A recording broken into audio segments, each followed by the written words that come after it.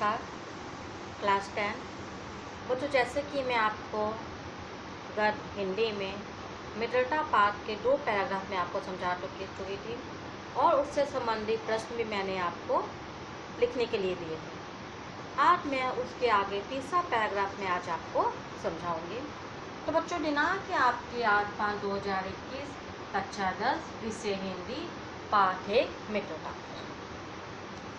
तो जो तीसरा पैराग्राफ है उसमें बताया गया है कि जो बात ऊपर मित्रों के संबंध में कही गई है वही जान पहचान वालों के संबंध में भी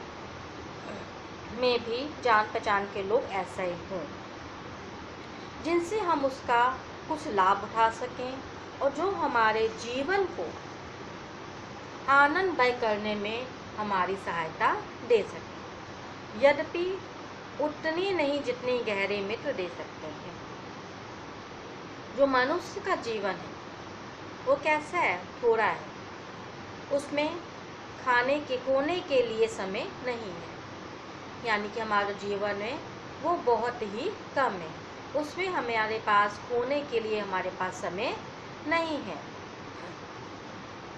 क्योंकि ना तो कोई बुद्धिमानी या विनोद की बातचीत कर सकते हैं, ना कोई अच्छी बात हमें बतला सकता है, ना सहानुभूति के द्वारा हमें ढांढस दिला सकता है और ना ही कोई हमारे आनंद में सम्मिलित हो सकता है और ना हमें कर्तव्यों का ध्यान दिला सकता है। तो ईश्वर हमें उनसे दूर ही रखे।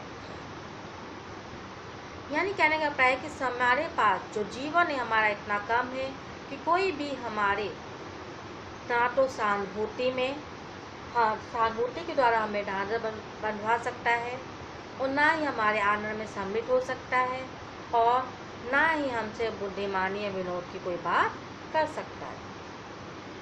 आज का जान पहचान बढ़ाना भी कोई नई बात नहीं है। कोई भी युवा पुरुष ऐसे मित्र को यानी ऐसे व्यक्ति के साथ मित्रता कर सकता है जो उसके साथ थिएटर में पिक्चर देखने के लिए जा सकता है, नाच रंग में जाएंगे, सैर सपाटे में जाएंगे या भोजन का निमंत्रण स्वीकार करेंगे। यदि ऐसे लोगों से हमारी जान पहचान होगी, ऐसी मित्रता होगी, तो ऐसे लोग ना तो हमें कुछ हानि होगी और ना ही हमें कोई लाभ होगा।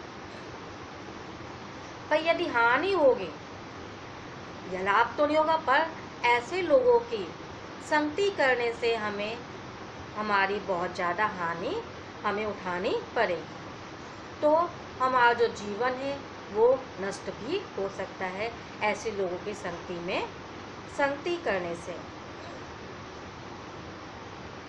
लेकिन जो अमीरों की बुराइयों और मूर्खताओं की नकल किया करते हैं, गलियों में खट्टा मारते हैं, सिगरेट का धुआं उड़ाते हैं, ऐसे नवयुवकों से बढ़कर शून्य निसार और शोचनीय जीवन और किसका है?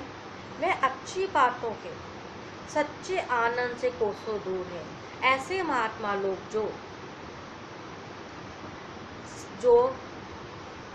बुराइयों से और मूर्खताओं से दूर, यानी कि अच्छी बातों के सच्चे आनंद से कोसों दूर है, उस महात्माओं के लिए कहने का अभिप्राय है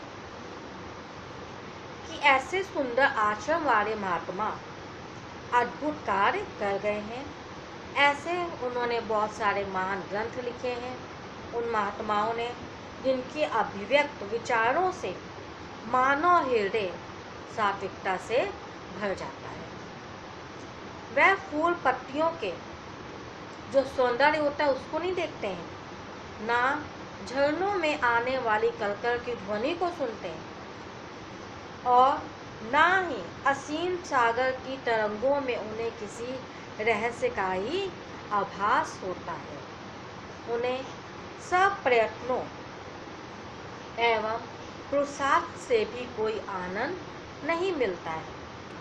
वे भाग्यवादी नहीं होते और ना उनके भाग्य के प्रेम से उन्हें शांति ही मिलती है। ऐसे व्यक्ति इंद्रियों सुखों में संलिप्त रहते हैं। जो उनका मन होता है वो निराशा से और निंद विचारों से कलंकित और दोष में रहता है। यानी उनका जो जीवन होता है वो हमेशा दूसरों